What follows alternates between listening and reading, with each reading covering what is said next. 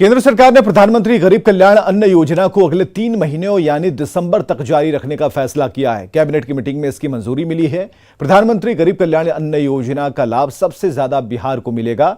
बिहार के 8 करोड़ से ज्यादा लाभार्थियों को इसका लाभ मिलेगा। प्रधानमंत्री गरीब कल्याण अन्न योजना के तहत हर गरीब परिवार के हर सदस्य को 5 किलो अनाज मुफ्त में दिया जाता है। मंत्रिमंडल ने प्रधानमंत्री जी की अध्यक्षता में प्रधानमंत्री गरीब कल्याण अन्न योजना को अगले 3 महीने के लिए मंजूरी दी है। उसके विस्तार के लिए मंजूरी दी है। 80 करोड़ से ज़्यादा लोगों को इसका लाभ मिलता है और इसमें अगले 3 महीने में लगभग 122 लाख मीट्रिक टन खाद्यान्न देश भर के 80 करोड़ से ज़्यादा गरीबों को मिलेगा, जिस पर लगभग 44,762 करोड़ रुपया खर्च आएगा। पहले से लेकर छठे चरण तक 3,45,000 करोड़ रुपया अब तक इस पर खर्च किया जा चुका है।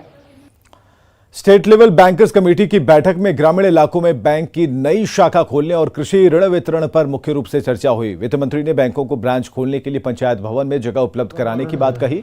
मीटिंग में ग्रामीण इलाकों में ज्यादा से ज्यादा ब्रांच खोलने और लोन देने का निर्देश दिया गया। बैंकिंग सिस्टम में नालंदा सबसे फिसड्डी जिला है। सरकार की तरफ से 31 अक्टूबर तक बैंकों को कार्यशैली में सुधार का निर्देश दिया गया।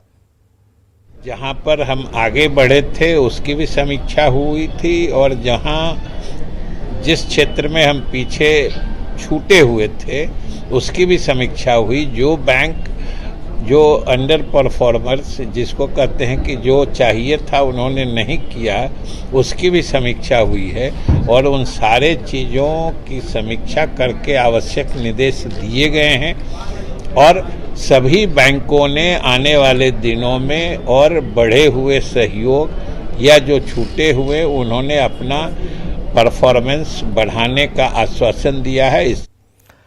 सासाराम में न्यूज 18 की खबर का असर हुआ है। सासाराम के चंदन पहाड़ी पर स्थित सम्राट अशोक के लघु शिलालेख को अतिक्रमण कर उसे मजार बना दिया जाने के मामले को लेकर बीजेपी धरना देगी। बीजेपी नेता और बिहार विधान परिषद में नेता प्रतिपक्ष सम्राट चौधरी ने सरकार पर निशाना साधा और साथ ही 1 अक्टूबर को सासाराम में आकर धरना देने की घोषणा की है। न्यूज 18 ने इस खबर को प्रमुखता से दिखाया था। नीतीश कुमार जी आपको तुष्टीकरण छोड़कर एक तरह से न्याय करना चाहिए। भारत की सरकार बार बार आपको आगाह करती है। बिहार में सम्राट अशोक, क्योंकि महान सम्राट अशोक जिसने अखंड भारत का सपना देखा था, आज भी अखंड भारत के राजा सम्राट अशोक के अशोक चक्र को ही प्रयोग हम लोग करते हैं, अशोक स्तंभ को प्रयोग करते हैं। आप न्याय करें और न्याय नहीं करेंगे तो 1 अक्टूबर को हम लोग सासाराम में एक महाधरना का कार्यक्रम करेंगे, जिसके द्वारा आपको सचेत करेंगे और आगे भी इसकी लड़ाई लड़ते रहेंगे।